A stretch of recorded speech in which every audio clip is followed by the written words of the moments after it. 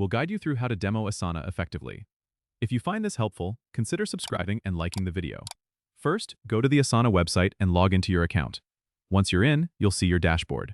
To start demonstrating Asana, click on the Create a New Project button, usually located on the left sidebar. Choose either a blank project or use a template that aligns with your demo needs. Once your project is set up, you can add tasks by clicking the Add Task button. For each task, you can assign it to a team member, set deadlines, and even add descriptions or attachments for more context. To showcase collaboration features, demonstrate how to add comments to a task by clicking on a task and typing in the comment box. You can also show how to @mention team members to notify them directly. Next, highlight the project view options. You can switch between List View, Board View, and Calendar View by selecting the relevant tabs at the top of your project. This versatility is great for different styles of project management. To demonstrate team collaboration further, you can show how to create a conversation by selecting the Conversations tab. This feature allows team members to discuss project details without cluttering the task comments. Lastly, don't forget to show the reporting features by clicking on the Reports tab.